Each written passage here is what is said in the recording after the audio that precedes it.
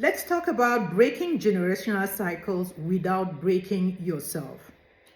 You can be the one who ends the cycle without becoming the one who collapses under it. Breaking generational cycles is powerful, but it can also feel isolating, exhausting, and misunderstood. You may be the first in your family to go to therapy. You may be the first in your family to set boundaries, or the first to speak up, or the first to choose peace over chaos. But here's the truth no one talks about. You don't have to destroy yourself to heal your lineage.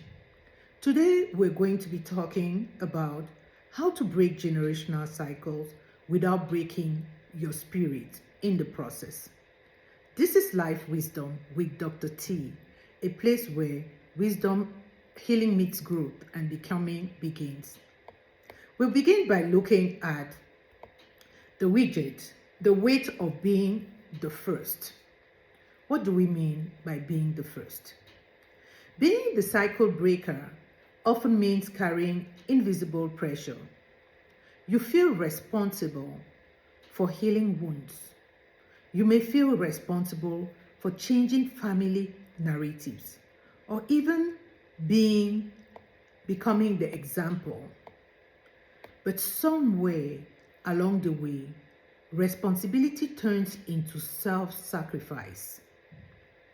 You start absorbing everyone's emotions. You are overextended, or you have to over-explain yourself. You even try to fix what took decades to fracture. And slowly, you begin breaking yourself in the name of breaking the cycle.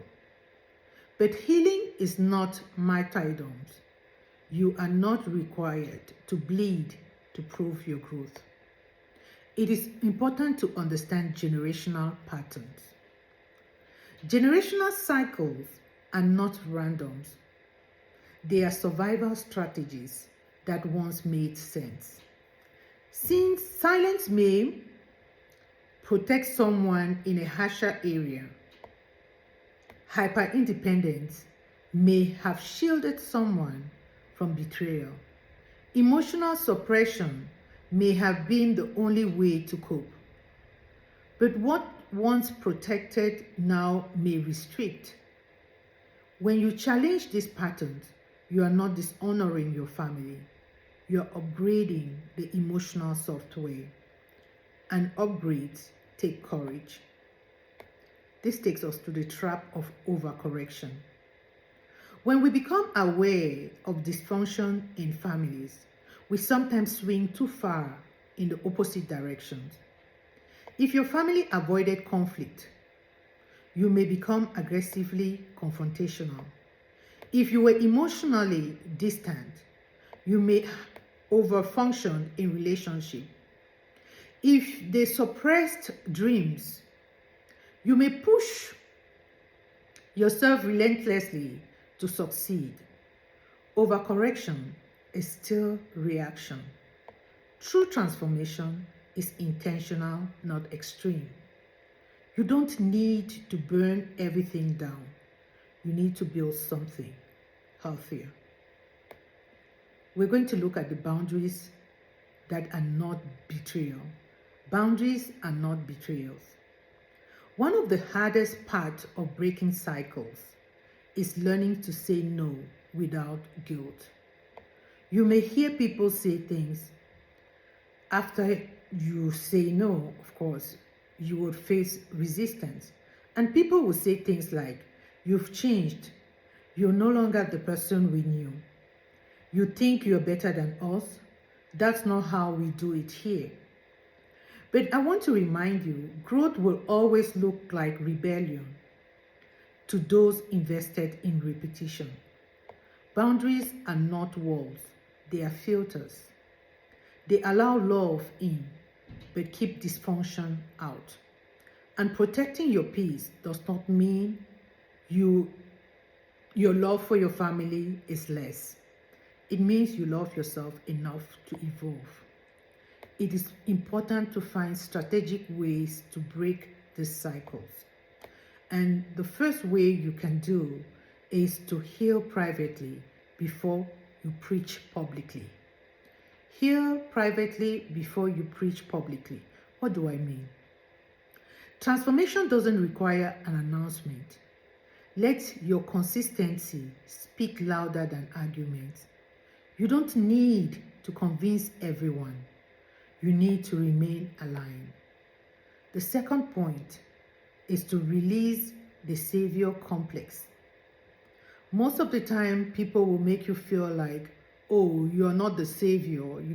We don't need you to be the savior here. I want to remind you, you are responsible for your healing, not everyone else's. You can inspire other people without rescuing. You can model without absorbing, and you can love without losing yourself. The third point is to build a support ecosystem. Cycle breakers often feel alone, and it can be really lonely because what you're doing is not common and it's not popular. It's not something that everybody has that courage to do.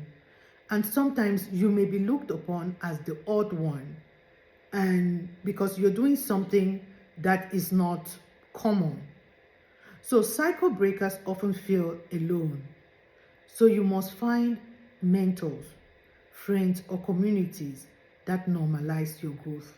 People who think like you, or people that can support your ideas. You are not abandoning your roots.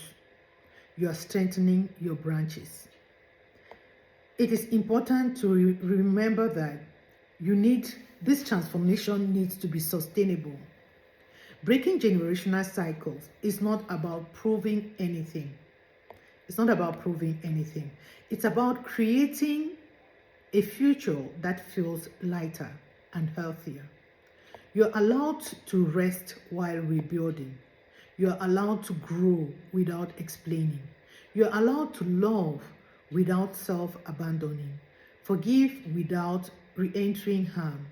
You are here to carry generational pain forever. You are here to transform it without becoming consumed by it. So it is important to ask yourself, am I healing from strength or from pressure? The goal is not to become the hero of your family story. The goal is to become whole, who you were truly meant to be, who you were created to be. Sometimes some family carry a lot of burden for so long, and we have also adapted to certain habits or certain traditions that we think are normal. But sometimes those habits or traditions may actually be holding us back. And so it is important to realize, as the generational cycle breaker, you're going to have to carry a lot of responsibility on your head. Because the most powerful cycle you can break is the one where you abandon yourself for the comfort of others. Break the pattern. Keep your peace. And build a legacy that doesn't require your exhaustion to exist. Ask yourself, am I healing from strength or from pressure? You are not here to carry generational pain forever. You are here to transform it without becoming consumed by it. I hope you enjoyed this reflection on breaking generational cycles without losing yourself.